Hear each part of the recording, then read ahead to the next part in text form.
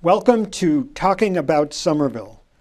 This program is part of an ongoing series that looks at Somerville's challenges and solutions, and one of those is Union Square. In fact, perhaps one of Somerville's biggest focuses of, or foci of the issues confronting us as a city.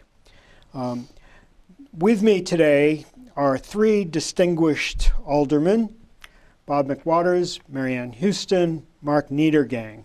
And we are going to talk about Union Square, which is the crux of, or one of the cruxes of Somerville's challenges. Marianne, what do you think?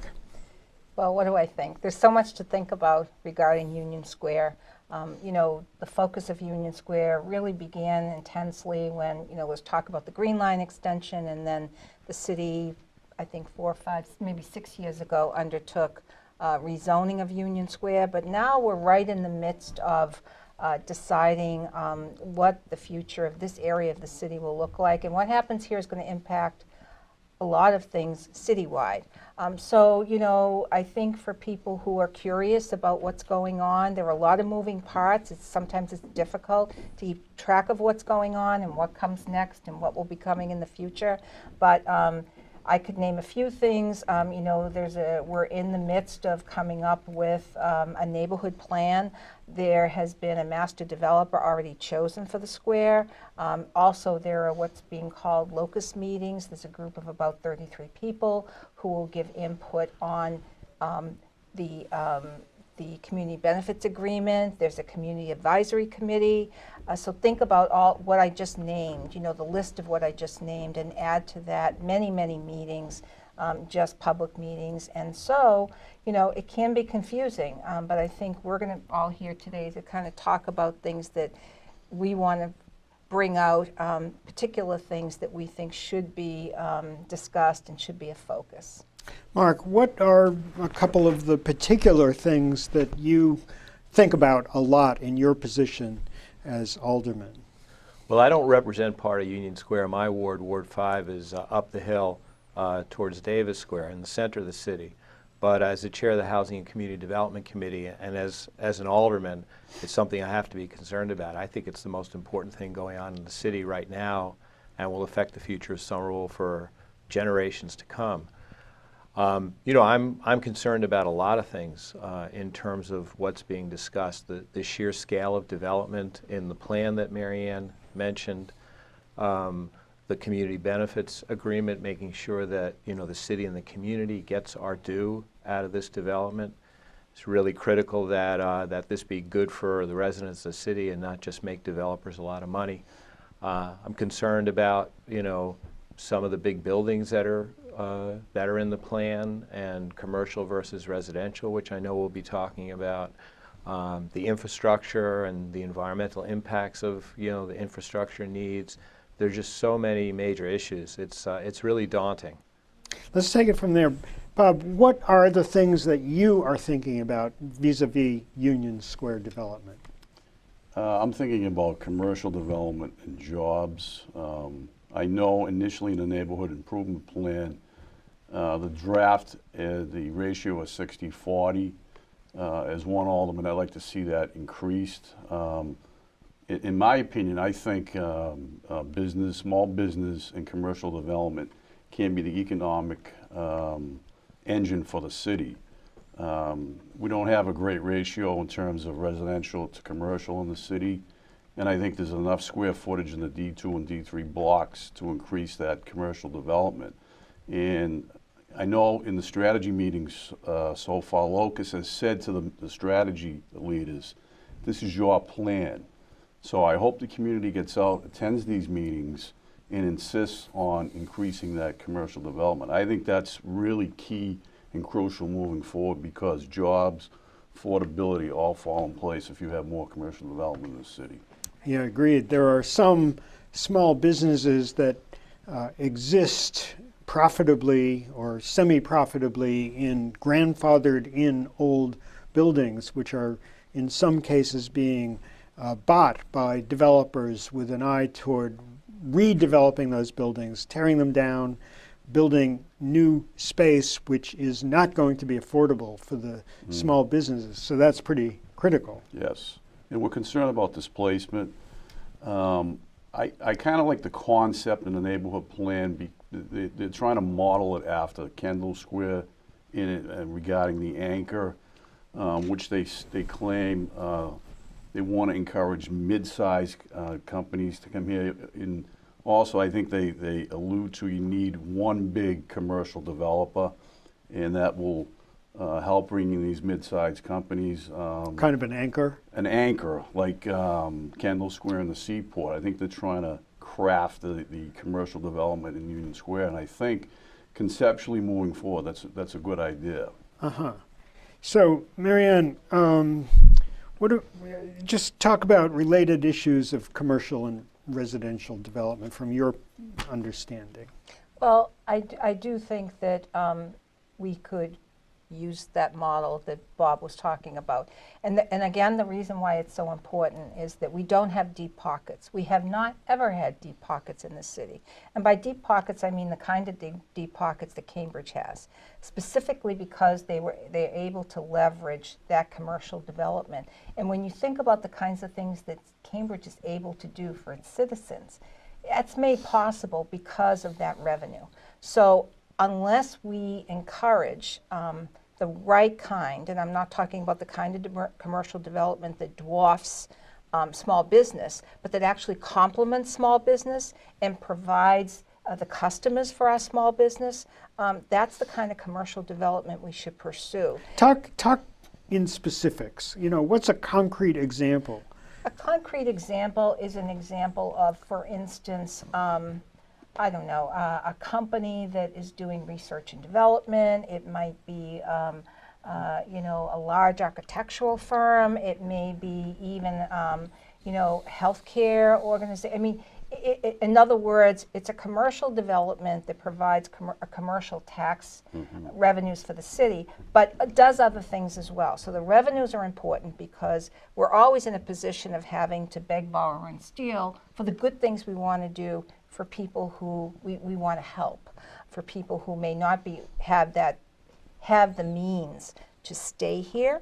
So for instance, there might be a model out there that says that, a consortium of small businesses are given, lease and or, other kinds of relief because the large commercial development and that tax base and however we fashion that will provide that kind of relief for them to be able to stay where they are or to relocate side by side with some of these larger commercial businesses who are providing that commercial tax relief. So I think that that's a good model. I do have some concerns, and I don't know if we're going to get into it a little bit later, and maybe Mark will touch on some of this, and Bob. But while we're doing that, we very much need to be cognizant of the small neighborhoods and how the small neighborhoods, and most of them are in my ward, will be affected by, I think Mark alluded to the big buildings and to displacement and everything else. So specifically the Allen Street neighborhood, specifically the Everett Street neighborhood, which is behind the Dunkin' Donuts. I read through the neighborhood plan at this point. It's a little fuzzy, and I know the plan is not complete yet, but we need to make sure that whatever we end up with, that the lifestyle and the character of those neighborhoods is preserved as much as those residents want them preserved, because there could be a danger of those neighborhoods being gobbled up in some way.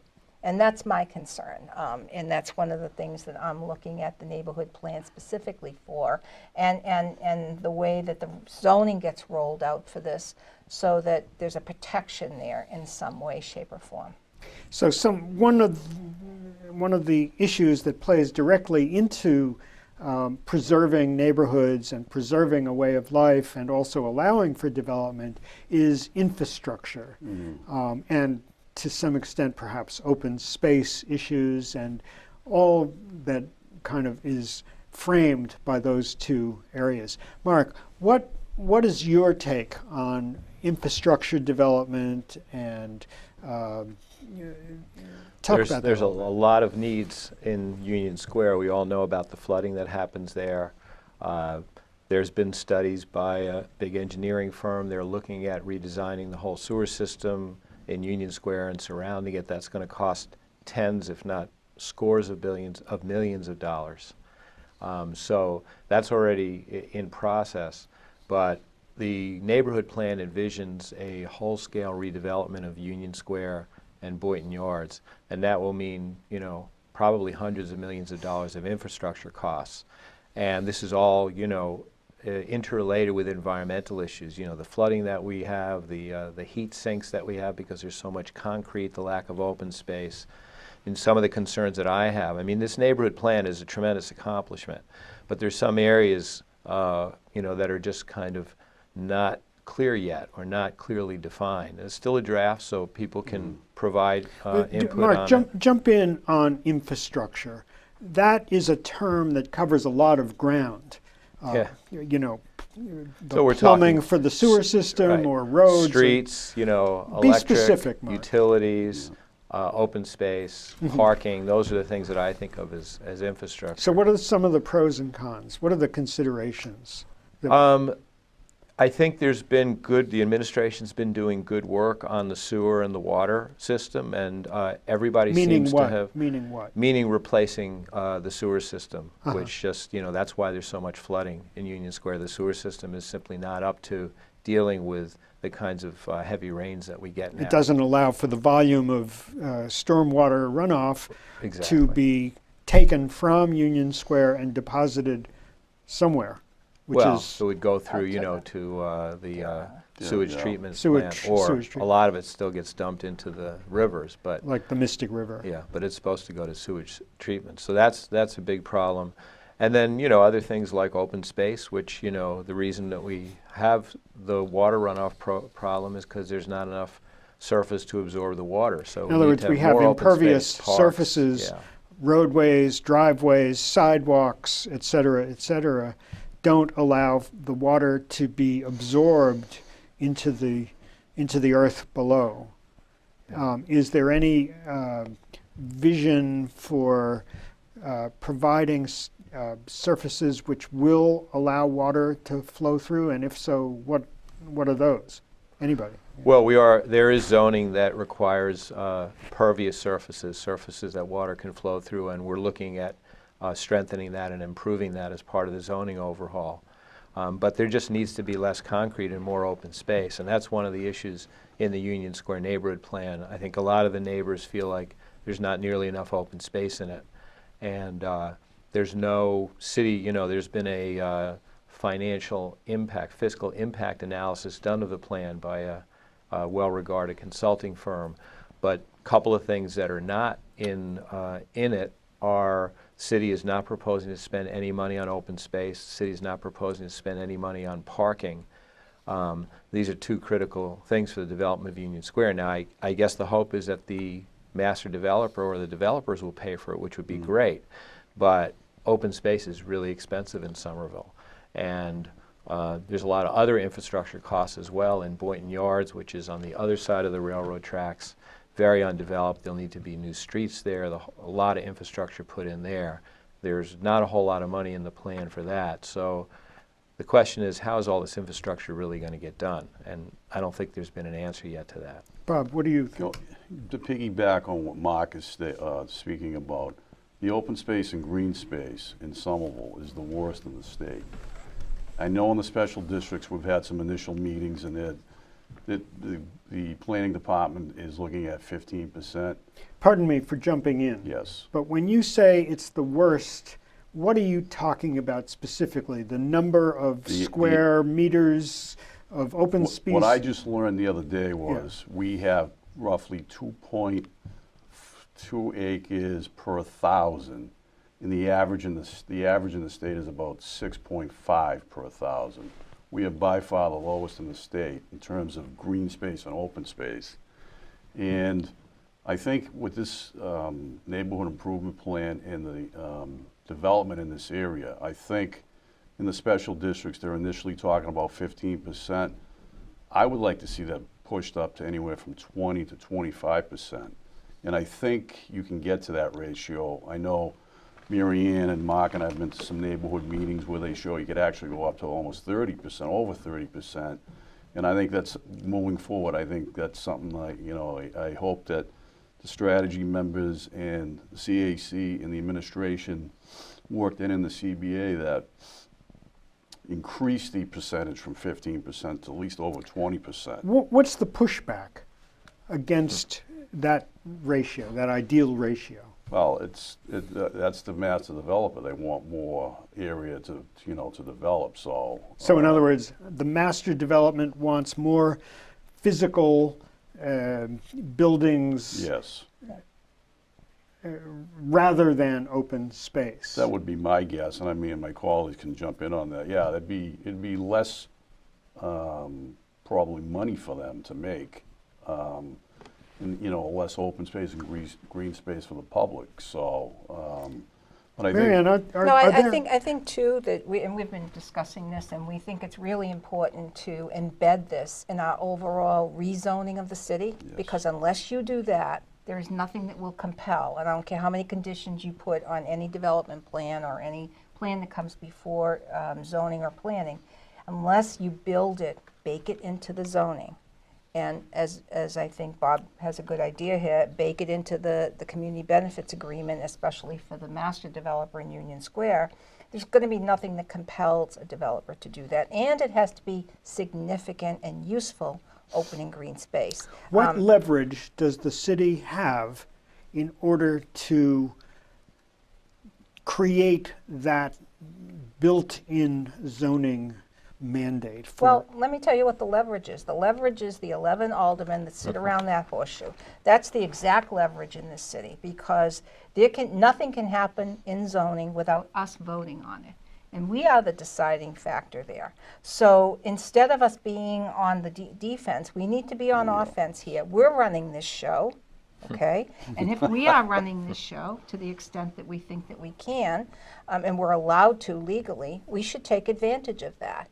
And I think all of us have been to enough neighborhood meetings to get a really good sense of what people really are looking for here. And there may be some back and forth and a little bit of disparity, but we know what the big items are. They are being talked about in the neighborhood plan. I think that's a good thing.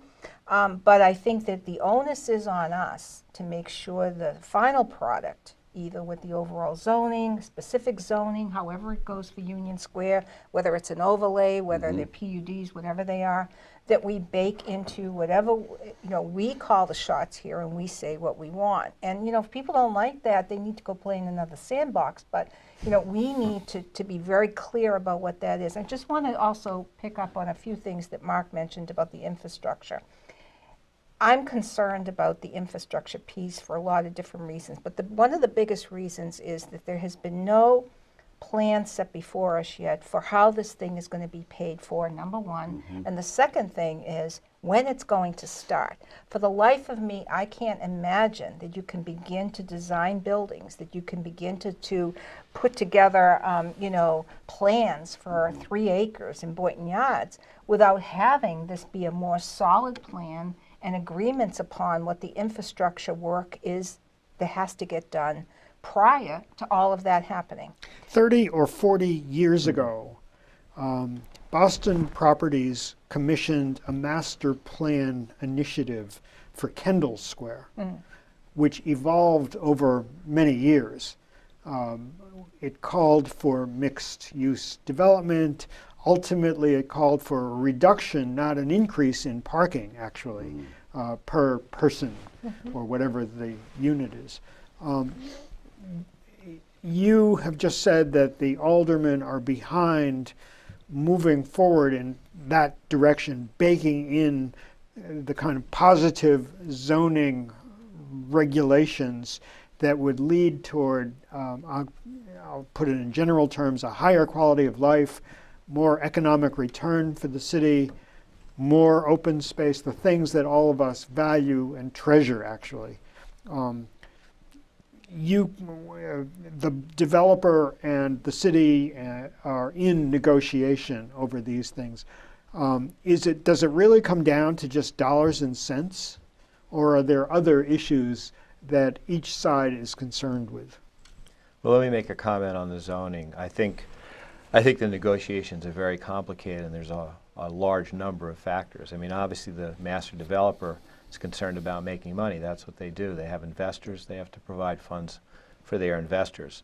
I think the city, we're concerned about money in the sense of we want more commercial tax revenue and good jobs for our residents. But, there's a number of different actors who have power in determining what happens down there. I'm really delighted to hear my colleagues talk about, us aldermen using the power that we have over zoning to shape what happens in Union Square.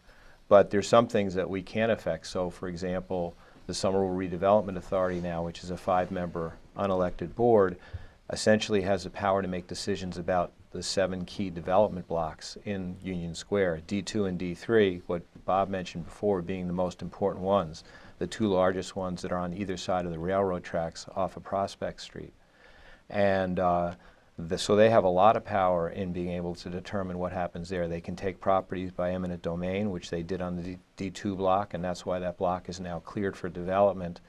But right now, the zoning that exists would allow developers to do a lot of stuff on those blocks, some of which I'm not sure would be a good thing. So, I'm really looking forward to looking again closely at the zoning for Union Square and seeing if it's, given the discussions that we're having today and what neighbors want, if that's the right zoning that we want there to be now.